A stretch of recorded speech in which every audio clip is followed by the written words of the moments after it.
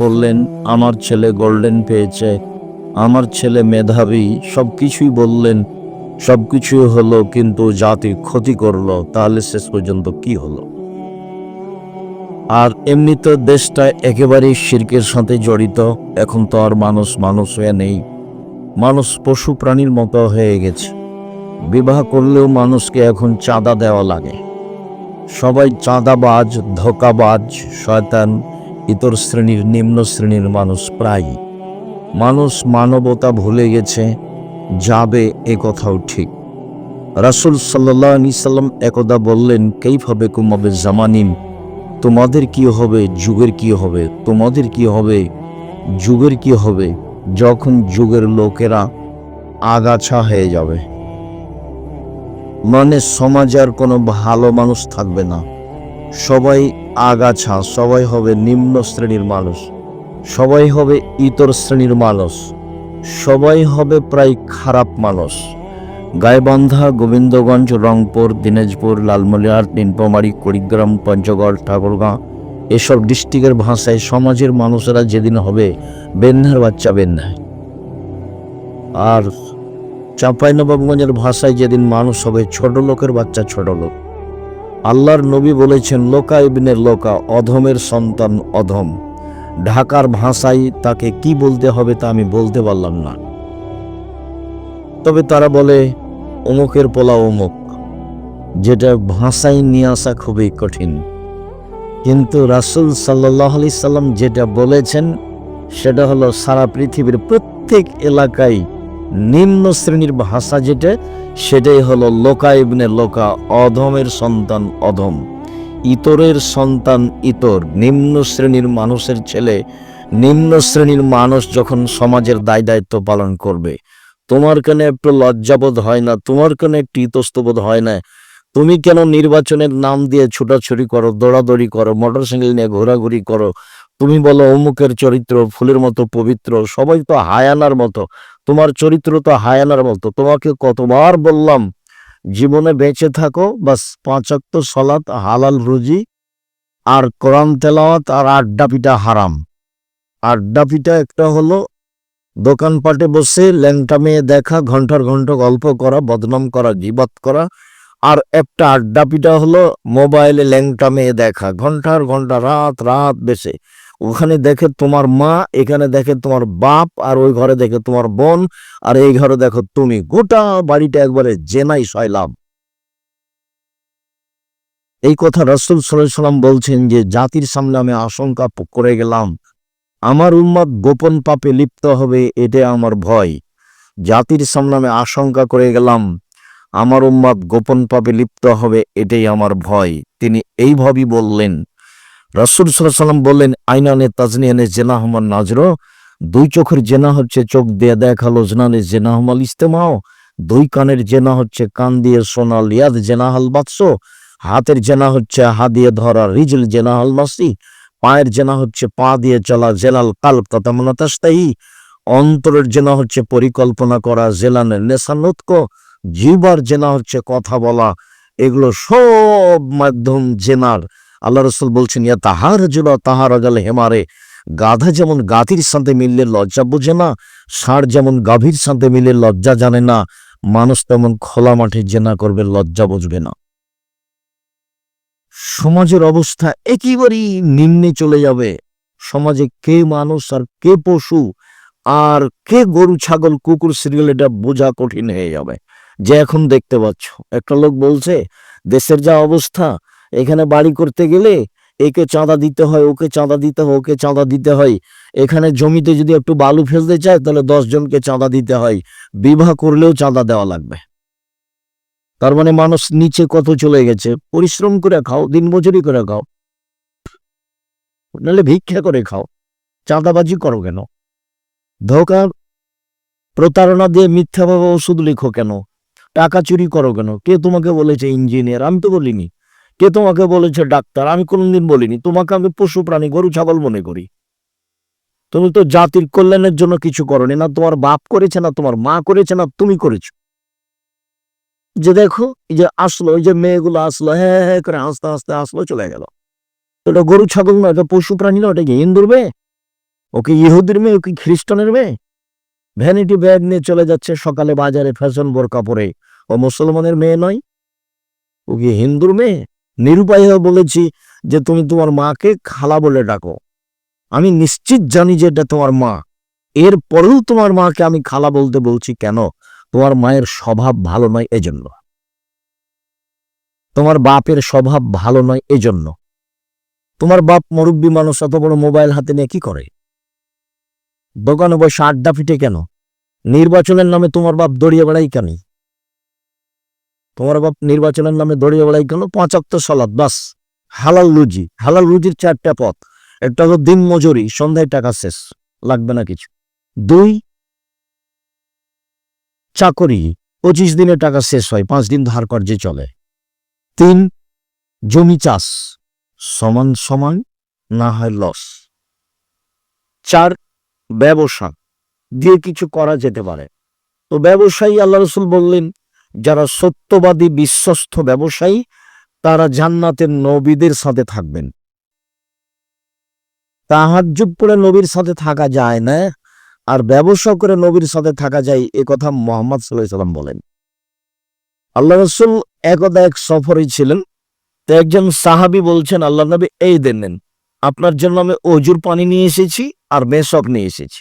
তো আল্লাহ রসুল দেখে খুশি হয়ে গেছেন, খুশি হয়ে বলছেন, সালমা শেথা, তুমি যা ইচ্ছা তা চাও, আমি তোমার কাজে খুব খুশি হয়েছি। দেখি তুমি পানি নিয়ে এসেছো, মেশক করার জন্য, দাঁত পরিষ্কারের জন্য মেশক নিয়ে এসেছো, খুব তো ভালো কথা, তুমি কিছু চাও? তখন সাহাবী বলছেন, আস আলোকা মোরা ভতাকা ফিল জান্নাহ, আমি আপনার সাথে জান্নাতে থাকতে চাই। তখন আল্লাহ রসুল বলছেন, আওয়াগেরা জালেক, না না না না না, এটা নয়, এটা নয়, এটা নয়, অন্য কিছু চাও, অন্য কিছু চাও। তখন সাহাবী বলছেন যে হোয়া জাকা, ওটাই চাই, ওটাই চাই। তখন আল্লাহ রসুল বলছেন, আইনি আলা নাফসিক বিকাসরাতিস সুজুদ, তুমি বেশি বেশি সিজদা করে তাহাজ্জুদ পড়ে আমাকে সহযোগিতা করো। আমি যে তোমাকে সরাসরি সাথে নিয়ে থাকতে পারবো না, আমার সাথে থাকতে চাইলে আমাকে সাহায্য করতে হবে, রাসূলকেই সাহায্য করতে হবে। কি সাহায্য? তুমি তাহাজ্জুদ পড়ো, তাহলে আমি পাশে নিয়ে থাকার চেষ্টা করব। আর এখন নিজেই বলছেন যে সত্যবাদী বিশ্বস্ত ব্যবসায়ীরা নবীগণের সাথে থাকতে পাবেন। শুধু নবী নয়, ইব্রাহিম আলাইহিস সালামের সাথে, ঈসা মুসার সাথে, নূহ আলাইহিস সালামের সাথে, সব নবীদের সাথে থাকতে পাবেন সত্যবাদী বিশ্বস্ত ব্যবসায়ীরা। তো ব্যবসা চকলেটের হোক সেটাও ব্যবসা, ব্যবসা বাদামের হোক সেটাও ব্যবসা, ব্যবসা কাপড়ের হোক সেটাও ব্যবসা, ব্যবসা বিশাল কিছু হোক সেটাও ব্যবসা। যার কারণে আমি আপনাদেরকে ব্যবসা করে উপার্জন করতে বলেছি। আর শ্বশুরের কাছে টাকা নেওয়াকে ঘৃণা করেছি। শ্বশুরের কাছে যৌতুক নিয়ে সেই টাকা দিয়ে চাউল কিনে ভাত খেয়ে ইবাদত কবুল হবে না। শ্বশুরের কাছে যৌতুক নিয়ে সেই টাকা দিয়ে চাউল কিনে ভাত খেয়ে ইবাদত কবুল হবে না। যারা শ্বশুরের কাছে টাকা নিয়েছো, আগামীকাল সন্ধ্যা হতে হতে টাকা ফেরত দাও। তোমার এই কাজের চেয়ে ভিক্ষা করে খাওয়া ভালো। ভিক্ষা করে কাজটা বৈধ, তবে সবচেয়ে নিম্নমানের। উপার্জনের 4টা পথ, তখন আমি ভিক্ষা বলিনি। উপার্জনের 4টা পথ, তখন আমি ভিক্ষা বলিনি। 1, দিনমজুরি, 2, চাকরি, 3, জমি চাষ, 4, ব্যবসা। তখন আমি বলেছি চকলেটের ব্যবসা করে খাও। চকলেটের ব্যবসা আমি করতে বলিনি, আমি বলেছি কম পয়সার ব্যবসা, যাতে করে লোন নেওয়া না লাগে। লোন নিয়ে ব্যবসা করে একদিনে কোটিপতি হবো, এটা মিথ্যা কথা। আমি চকলেটের ব্যবসা বলতে চকলেটেরই ব্যবসা করতে বলেছি এ কথা নয়, কম পয়সার ব্যবসা করতে বলেছি। সত্যবাদী ব্যবসায়ী আর নবীদের সাথে জান্নাতে থাকবেন, এই কথা মুহাম্মদ সাল্লাল্লাহু আলাইহি সাল্লাম বলেন। তুমি শ্বশুরের কাছে টাকা নিয়েছো, সেই টাকা দিয়ে চাউল কিনেছো, সেই চাউলের ভাত খাচ্ছো, ইবাদত কবুল হবে না। সামাজিকভাবে তোমার চরিত্র কত নিচে চলে গেছে। এদিকে তো তুমি পশু প্রাণী একবারে কুকুর শিলের মতো, হায়ানার মতো নির্বাচনের নাম দিয়ে দৌড়ে বেড়াচ্ছ। এদিকে শ্বশুরের টাকা নিয়েছো, ওদিকে মানুষের চাঁদা জোর করে আদায় করছো, বলছো যে ওরা খেয়েছে 16 বছর, আমরা কিছু খাবো না। এভাবে বলছি ভিক্ষা করে খাবা। তখন আমি বলেছি শেষ পথ ভিক্ষা করো, বাপ বেটা ভিক্ষা করো। তুমি জাতির জন্য বোঝা, তুমি জাতির জন্য বোঝা। তোমার বাপ তোমাকে পশু প্রাণী করে মানুষ করেছে, তোমার বাপ তোমাকে কুকুর সিঙ্গেল করে মানুষ করেছে। নইলে কেন এ কথা বলছেন আল্লাহ? বুঝেও বুঝে না, ওরা অন্তর আছে বুঝে না। দেখেও দেখে না ওরা, চক্ষু আছে দেখে না, শোনেও শোনে না ওরা, কান আছে শোনে না। উলাইকা কালানাম, তারা পশু প্রাণীর মতো, তারা গরু ছাগলের মতো, তারা কুকুর শ্রেণীর মতো, বালু মজাল বরং তার চেয়ে খারাপ। আল্লাহ বলছেন কুকুর শ্রেণীর মতো। অবাক কথা। পয়সা এইভাবে ইনকাম করতে হবে কে বলেছে? মানুষের কাছ থেকে জোর করে টাকা আদায় করতে হবে, চাঁদাবাজি করতে হবে, এটা কে বলল? জুলুম করো না, রাহাজানি করো না, অন্যায় করো না, অবিচার করো না, মানুষকে অপমান করো না, ক্ষমতা দেখায় না, দলীয় দাপট দেখায় না। তোমার নেতার বয়স 45 মিনিট। যে যত বড় স্বৈরাচার জালেম তার সময় তার চেয়ে কম। ফেরাউনের মাত্র 2-3 মিনিট সময়, এই যে ডুবলো, এই যে মরলো নাই। আজ সামুদ হাফ মিনিট 30 সেকেন্ড, আসলো ঝড় বিদ্যুৎ, তারপর নাই। আজ সামুদ সবচেয়ে শক্তিশালী জাতি, যারা জালেম। আল্লাহ বলছেন লাম ইউখলাক মিসলুহা ফিল বিলাদ, পৃথিবীর কোন মাটিতে আমি এত বড় জালেম, স্বৈরাচারী, স্বেচ্ছাচারী, বদ, ক্ষমতাধর, শক্তিশালী মানুষ সৃষ্টি করিনি। ওরা হলো আদ সামুদ। ওদের ধ্বংসের সময় ছিল হাফ মিনিট, 1 মিনিট। আর ফেরাউনের 2-3 মিনিট। এই যে ডুবলো ডুবলো, এই যে গেল গেল, এ নেই। আর জুলুম করো না, তার সাক্ষী তুমি। মানুষকে মারো না, মানুষকে জেল হাজত দিও না, মানুষকে অপমান করো না, মানুষের জমি দখল করো না, মানুষের কাছ থেকে জোর করে টাকা আদায় করিও না, চাঁদাবাজি করো না, ভিক্ষা করে খাও, শ্বশুরের কাছে টাকা নিও না, যৌতুক নিও না। এগুলো সব পথ হারাম। তোমার চরিত্র হায়ানার মতো, তোমার চরিত্র কুকুর শ্রেণীর মতো, তোমার চরিত্র সবচেয়ে নিম্ন শ্রেণী, ইতর শ্রেণীর মানুষের মতো। তোমার বাপ তোমাকে কি করে মানুষ করলো? তুমি কেন পশু? তুমি কেন জাতির জন্য ভারী? তুমি কেন শ্বশুরের কাছে টাকা চাও? তুমি কেন মানুষের কাছে টাকা চাও, চাঁদাবাজি করো, কেন করো? আমি তোমাকে ভিক্ষা করে খেতে বলিনি, আমি বলেছি মানুষের বাড়িতে কাজ করে খাও। আমি নিরুপায় হয়ে বলেছি যে ভিক্ষা করে খাও। বাপ বেটা ভিক্ষা করো, কেন শ্বশুরের কাছে টাকা নিবা? বোনকে জমি দাও না কেন? এটা গায়ে বান্ধা, মানে বোনকে জমি দেয় না। এটা গায়ে বান্ধা, মানে শ্বশুরের কাছে টাকা নেই, যৌতুক ছাড়া বিবাহ দেয় না ছেলে মেয়ের। ভিক্ষা করে খাবেন? এই ছেলে, তুমি নিয়েছো? তোমার বাপ নিয়েছে? তোমার বাপের মুখখান দেখো কালো হয়ে আছে। এবার বাপ বেটা কালকে ভিক্ষা চাবে মানুষের কাছে এভাবে।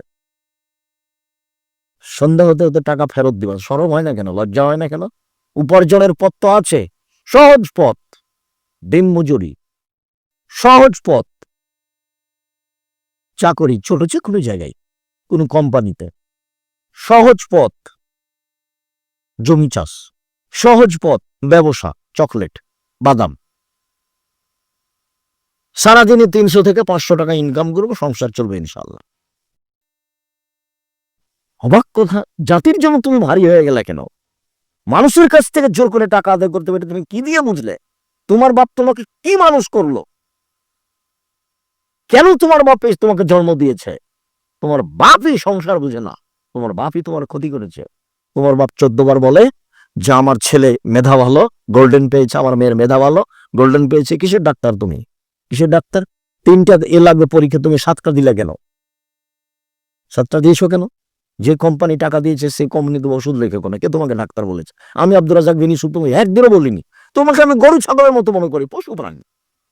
তোমাকে আমি হায়ানা মনে করি, কে বলে ডাক্তার তুমি? তুমি তো স্কুলে যে বলো ও কালিমা তোমার আকাশ, ও কালিমা তোমার বাতাস। আমি তো বলি না কোনোদিন। আমি কেন বলবো? ঠাকুর বাঙালিদের শত্রু, ঠাকুর মুসলমানের শত্রু, ঠাকুর ভারতের শত্রু, ঠাকুর জাতির শত্রু, ঠাকুর বাংলা ঢাকা বিশ্ববিদ্যালয়ের শত্রু। যেদিন ভারত, বাংলাদেশ, পাকিস্তানের মুসলমান ইংরেজের হাতে নির্যাতিত, সেদিন ঠাকুর লন্ডনে মুচ পাকায়। সেই ঠাকুরের গান আমার ছেলে মেয়ে বলে। তোমার ছেলে তোমার বাপের সন্তান, এটাকে একটু ভারীও মনে করলো না? দিন রাত তুমি স্কুলে গিয়ে ঠাকুরের গান বলো। ঠাকুরের বাবার আকাশ, কে বলেছে যে ঠাকুরের কালিমায়ের আকাশ? তোমার লজ্জা হয় না? তোমার শরম হয় না? তোমার বাপ কলেজের শিক্ষক, তোমার বাপ বিশ্ববিদ্যালয়ের শিক্ষক। কি বুঝাতে চাচ্ছ তুমি আমাকে? তোমাকে আর তোমার বাপকে যদি আমি মূর্খ প্রমাণ করতে না পারি, জাতির সামনে বক্তব্য দেবো না। 30 বছর থেকে বলছি, 30 বছর থেকে আমি বলি না ঠাকুরের গান। আমার ছেলে মেয়ে বলে না ঠাকুরের গান। আমি ঠাকুরের গান বলি না। ঠাকুরকে আমি মানুষই মনে করি না। ঠাকুর তো একটা হিন্দু মানুষ, ও মুসলমানের শত্রু, ও জাতির শত্রু, ও বাঙালিদের শত্রু, ও ঢাকা বিশ্ববিদ্যালয়ের শত্রু, ও বাংলার ভাষার শত্রু। তাকে দাম দিতে হবে? মানে আমি বিবেক বেঁচে খেয়েছি। সম্মানিত দিনী ভাই বোন, কিভাবে আপনারা বলেন সেটা আমার বোঝা আসে না। আপনার ভিতরে কোনোদিন ছাড়াও দেখলাম না। এমনি তো দৌড়িয়ে বেড়াচ্ছ, মিছিল করছো, অমুকের চরিত্র ফুলের মতো। তুমি কয়দিন মিছিল করেছো? ঠাকুরের গান চলবে না? তোমাকে একটু খারাপ লাগে না কেন? কি করে তোমার ছেলে মেয়ে, তোমার ভাই বোন সকালে উঠে বলে ও কালিমা তোমার আকাশ, ও কালিমা তোমার বাতাস, কালিমার আকাশ কালিমার বাতাস? তোমার খারাপ লাগে না কেন?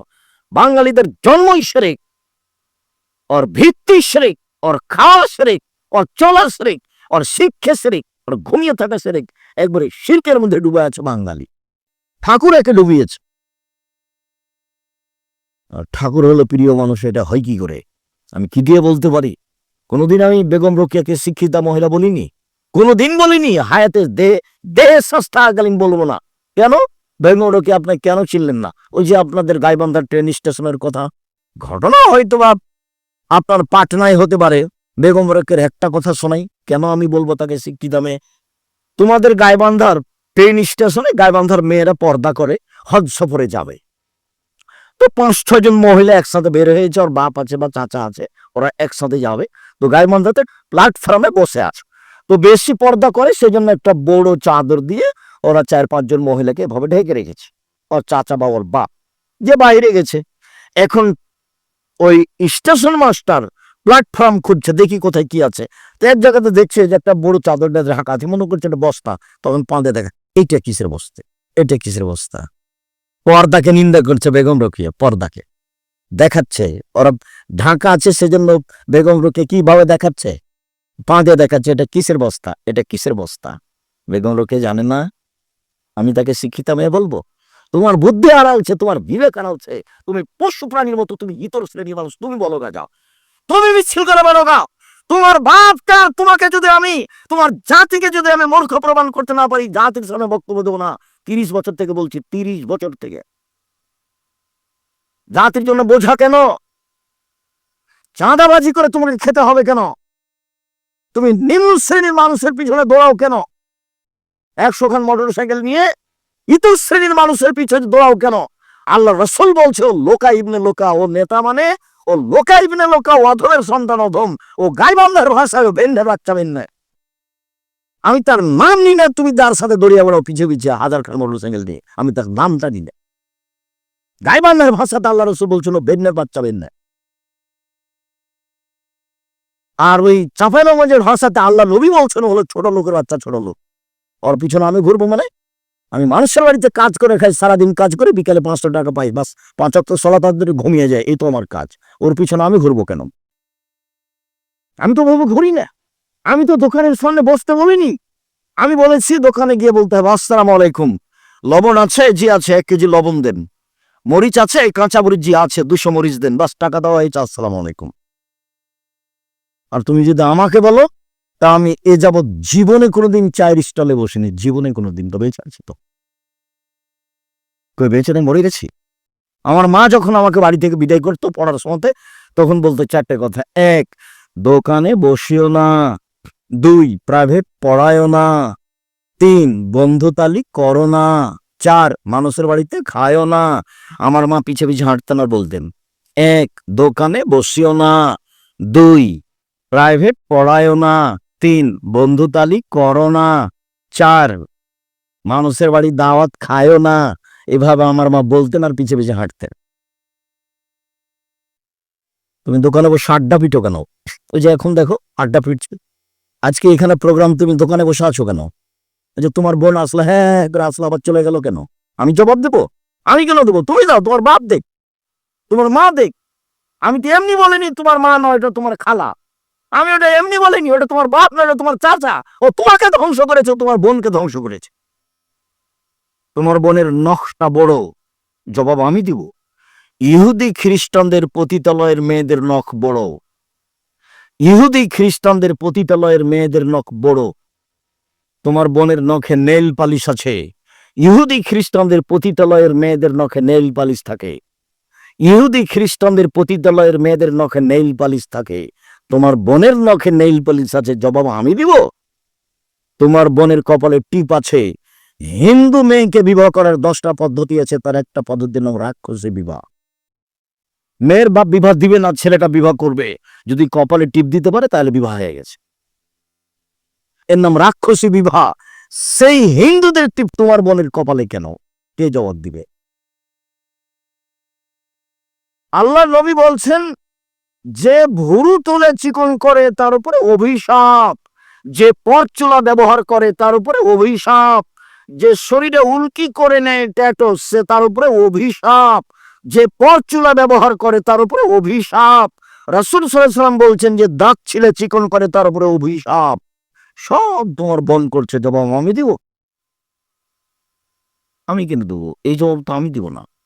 রাসূল সাল্লাল্লাহু আলাইহি ওয়াসাল্লাম বললেন, পৃথিবীর মানুষ শোনো, একবার বললেন যে তাহাজ্জুদ পড়ো, আমাকে সাহায্য করো, সাথে নিয়ে থাকবো।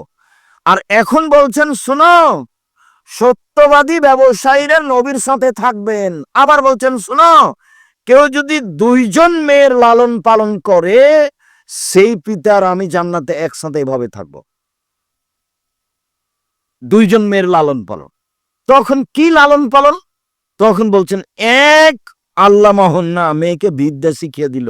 2 আদ্যা বাহন্না, শিষ্টাচার শিখিয়ে দিল। হ্যাঁ করে আসলে চলে গেল, এটা শিষ্টাচার?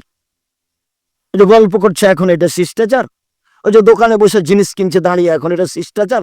বলো, এটা ও বাপ, ওর বাপ বাপ নয়। এই জন্য বলছে, এই মেয়ে শোনো, এই মেয়ে, তোমার বাপকে চাচা বলিও। তোমার বাপকে আমি পশু প্রাণী মনে করি। হ্যাঁ, তোমার বাপকে আমি পশু প্রাণী মনে করি। কষ্ট নিও না, আমি তোমাকে কষ্ট দিতে আসিনি। তোমার বাপ আমার দিনী ভাই, তোমার মা আমার দিনী বোন, গায়েবান্ধা আমার শ্বশুর বাড়ি এলাকা, আত্মীয়তার অভাব নেই।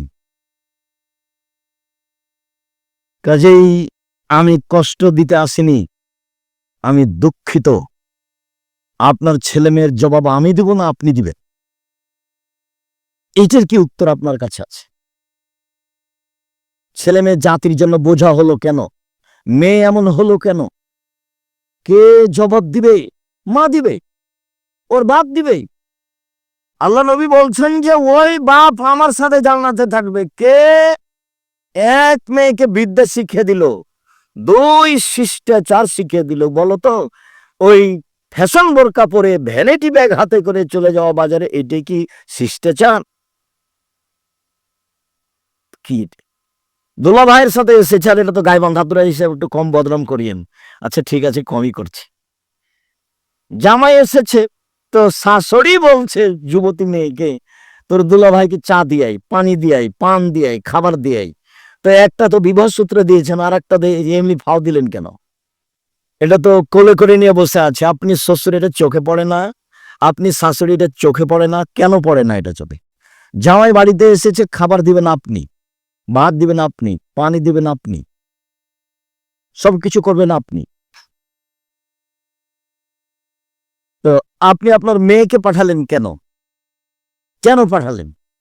এর জবাব আমাকে দিতে হবে না তোমার বাপ দিবে? দেও, বলো দেখি। তোমার বাপ তো একটা মেয়ে বিবাহ সূত্রে দিয়েছে, আর একটা পাও দিল কেন? তুমি এখন বলো যে একে বাপ বলবে না, একে চাচা বলবা? বাপ তো মানে জিম্মেদার। 1 মেয়েকে বিদ্যা শিখিয়ে দিল, 2 মেয়েকে শিষ্টাচার শিখিয়ে দিল, 3 মেয়ের বিবাহ সাথী দিয়ে দিল, 4 মেয়ের সাথে ভালো আচরণ করলো। ওই বাপ আর আমি মুহাম্মদ সাল্লাল্লাহু আলাইহি ওয়াসাল্লাম জান্নাতে একসাথে এভাবে থাকবো। দুঃখিত সম্মানিত দিনী ভাই বোন, কি করতে পারি? অবস্থা দেখলে খুব কষ্ট হয়, চালচলন দেখলে খুব কষ্ট হয়। সব জিম্মেদারি বাপ মায়ের উপরে চাপানো হয়েছে। কিছু কিছু হাদিস একটানা বাপের উপরে, কিছু কিছু হাদিস একটানা মায়ের উপরে, কিছু কিছু হাদিস বাপ মা উভয়ের উপরে। 2 জনকে পাশাপাশি আল্লাহ রাসূল রেখেছেন।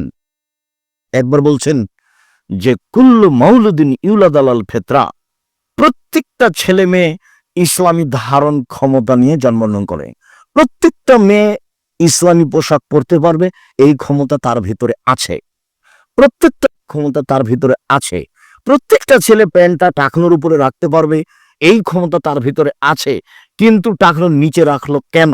দাড়ি চাঁচলো কেন? নগ্ন ল্যাংটা পোশাক মেয়েটা পরলো কেন? তখন আল্লাহ রাসূল বলছেন যে ওর বাপ মা ওকে পরিয়েছে। আমি কি করতে পারি? একবারে হুবাহু আল্লাহ রাসূল বলছেন, ফাবুহু ইউহাব্বিদানিহি, তার বাপ মা তাকে ইহুদি করেছে, ওয়ায়ুনাসসারানিহি, তার বাপ মা তাকে খ্রিস্টান করেছে, ইমাজ্জিসানিহি, তার বাপ মা তাকে আগুন পূজক করেছে। বাপ মা যেভাবে ছেলে মেয়েকে গড়ে তুলেছে, ছেলে মেয়ে সেভাবে গড়ে উঠেছে। এই হাদিসের সারমর্ম কথা বলা আছে চাঁপাইনবাবগঞ্জের ভাষায়, সঙ্গ দোষে লোহা ভাসে। লোহা তো পানিতে ছেড়ে দিলে ভাসবে, কাঠের সাথে লাগালে ভাসবে। কাঠের সাথে লাগিয়ে দেন লোহা, এবার লোহা কি হবে? ভাসবে। সঙ্গ দোষে লোহা ভাসে, এই হাদিসের তরজমা আল্লাহ রাসূল বলেছেন। মানে বাপ মাকে একসাথে বললেন যে তুমি তো তোমার ছেলে মেয়েকে ইহুদি করেছো, খ্রিস্টান করেছো, আগুন পূজক করেছো। ছেলে মেয়েকে যেইভাবে তোমরা দুজন গড়ে তুলেছো সেভাবে গড়ে উঠেছে। ওই যে ছেলেটাকে গুলি মারা হয়েছে, ওর মায়ের ঘটনা শোনো।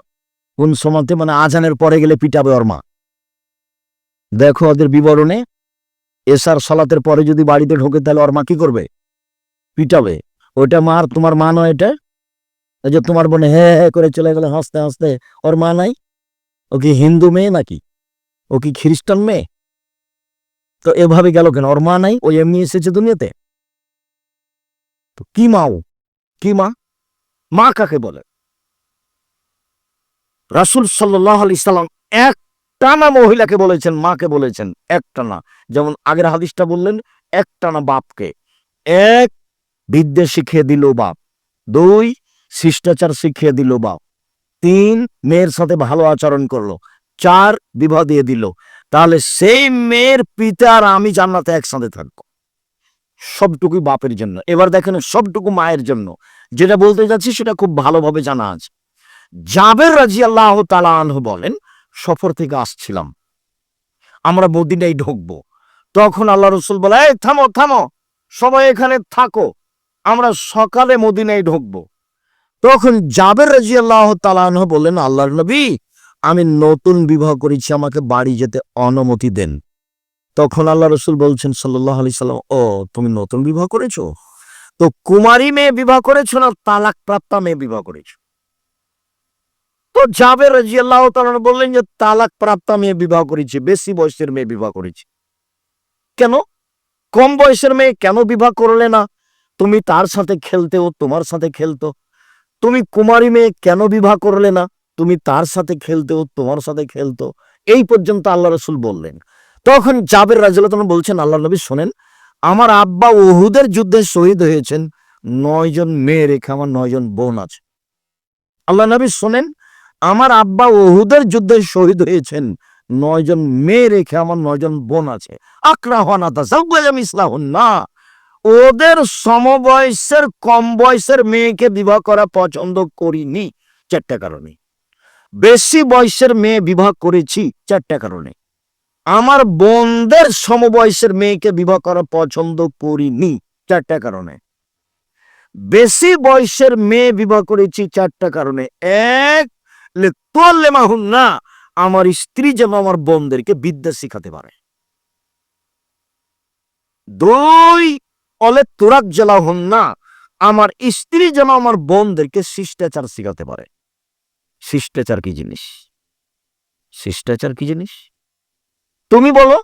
যে দোকানে দাঁড়িয়ে জিনিস কিনছে, এটাই শিষ্টাচার? তুমি বলো।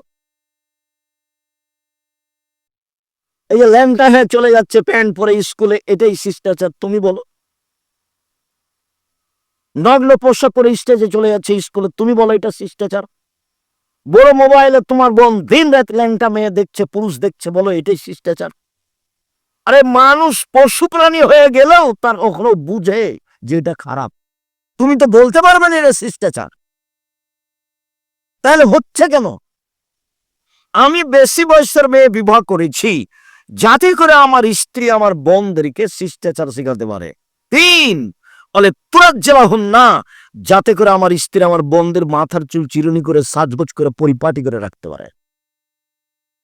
তোমার বোন চুল এলোমেলো করে চলে গেল, জবাব আমি দিব না তোমার মা দিবে? ঢং ঢং করে কামিচ্ছে চিকন চর খাটো